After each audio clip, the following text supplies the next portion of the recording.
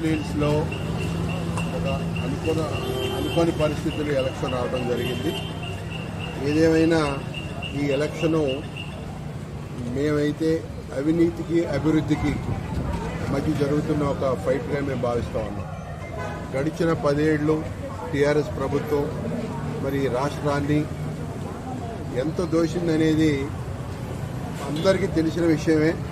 ముఖ్యంగా జూబ్లీహిల్స్ నియోజకవర్గంలో కూడా మరి గడిచిన 10 ఏళ్లలో కూడా ఇక్కడేం పెద్ద అభివృద్ధి జరిగిన వ్యవహారం ఏం కనబడతలేదు. ప్రజలందరూ కూడా చాలా ఇబ్బంది ఫీల్ అవుతూ ఉన్నారు. ఏదైతే మరి ఈ గడిచిన 2-3 రోజుల్లో మీరు చూసుంటారు జరిగిన పరిణామాలు. అనేక మంది మా పక్కన కూకట్పల్లి కాన్స్టిట్యున్సీ నుంచి కానీ ఇప్పుడున్న మా తమ్ముడు మనోహర్ మరి ఎక్స్ కార్పొరేటర్ ఆయన బీజేపీ నుంచి, మరి సాయిబాబు గారు టీఆర్ఎస్ పార్టీ నుంచి కూడా ఇందులో చేరడం, పెద్ద ఎత్తున వారి అనుచరులతో చేరడం జరిగింది. దీనంతటికీ ఒకటే కారణం, ఇవాళ రేవంత్ రెడ్డి గారు చూపిస్తున్నటువంటి అభివృద్ధి కానీ సంక్షేమం కానీ ఇవాళ ప్రజలకు నచ్చి మరి మా వెంట నడుస్తూ ఉన్నారు.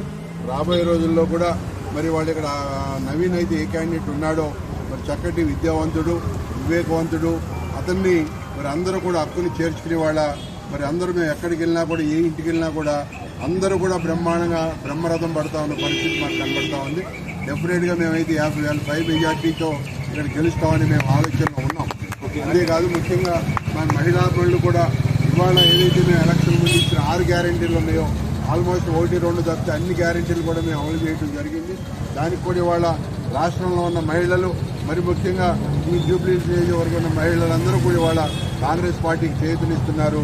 కాబట్టి తప్పకుండా కాంగ్రెస్ గెలుస్తుందనే ఆలోచన మేము చేస్తాం.